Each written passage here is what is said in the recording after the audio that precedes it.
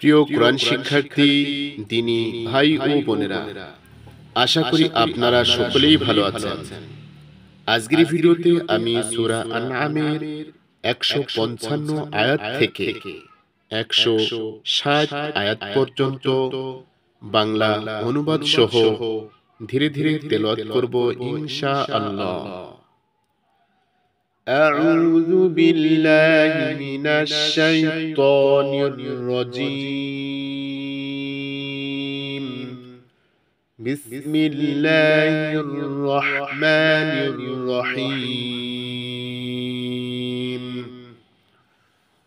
وهذا كتاب أنزلناه مبارك فاتبعوه واتقوا لعلكم ترحمون.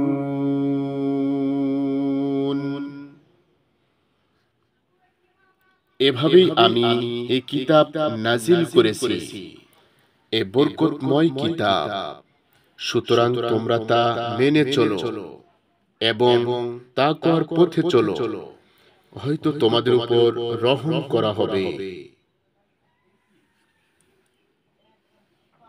আন তাকুলু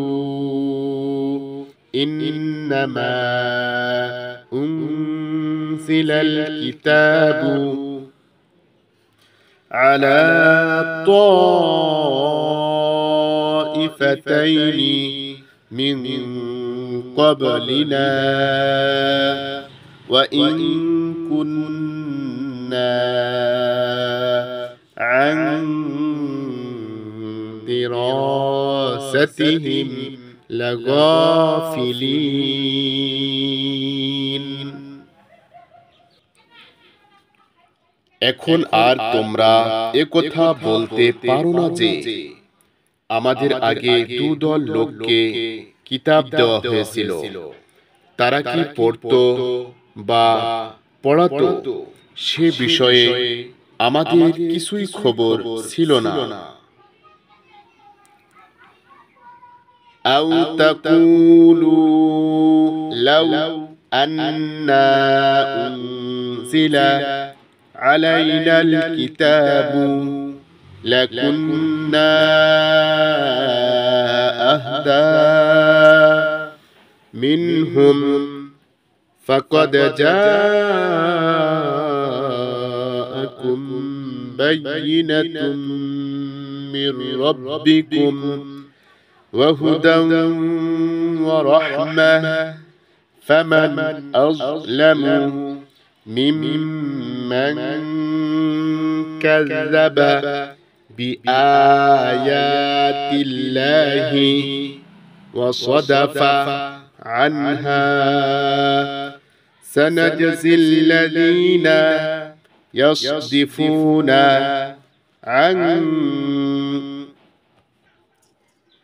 عن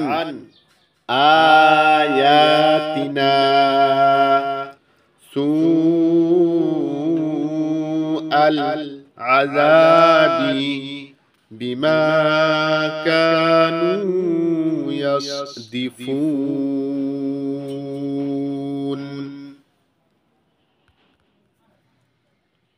এখন তোমরা এ অজুহাত দেখাতে পারো না যে যদি আমাদের উপর কিতাব নাজিল করা হতো তাহলে আমরা তাদের চেয়ে বেশি হেদায়েতপ্রাপ্ত প্রমাণিত হতাম।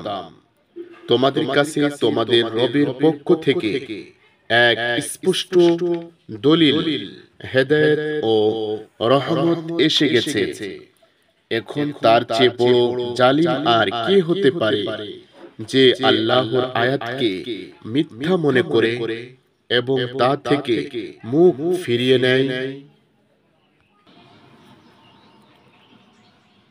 যারা আমার আয়াত থেকে মুখ ফিরিয়ে নেয় তাদের এই বিমুখতার জন্য আমি তাদেরকে নিকৃষ্ট শাস্তি দেব। হাল ইয়ানজুরুনা ইল্লা أن تأتيهم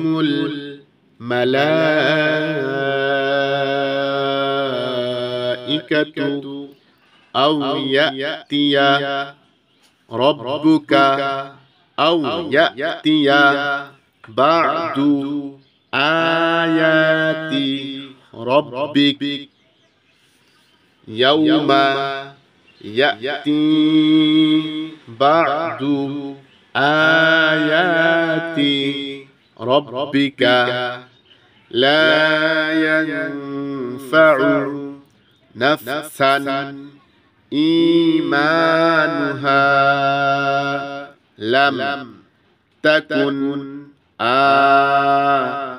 آمنت من قبل أو كسبت في إيمانها خيرا قل انتظروا إنا منتظرون।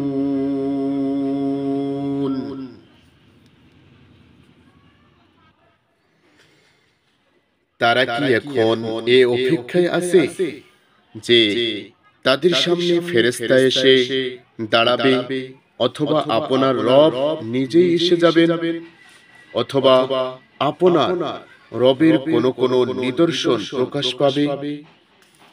যেদিন আপনার রবের কত খাস নিদর্শন দেখা দেবে, তখন এমন লোকের ঈমান আনা কোনো উপকারেই আসবে না যে আগে ঈমান আনেনি, বা যে তার ঈমানের দ্বারা কোনো নেকি অর্জন করেনি। হে রাসূল, আপনি তাদেরকে বলুন, আচ্ছা তোমরা অপেক্ষা করো, আমিও অপেক্ষায় রইলাম।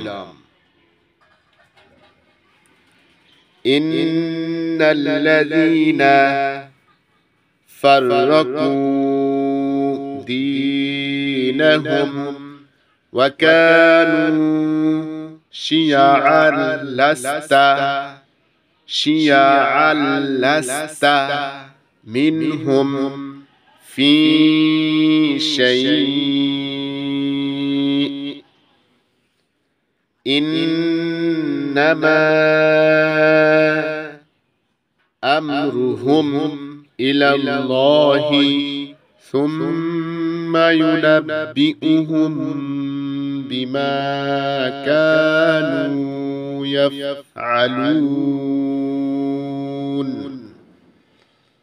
হে রাসূল, যারা তাদের দিনকে টুকরো টুকরো করে ফেলেছে এবং ভিন্ন ভিন্ন দলে ভাগ হয়ে গেছে, তাদের সাথে নিশ্চয় আপনার কোনো সম্পর্ক নেই। তাদের ব্যাপারে তো আল্লাহরই হাতে রয়েছে, তিনি যথাসময়ে তাদেরকে জানিয়ে দেবেন তারা কি কি করেছে।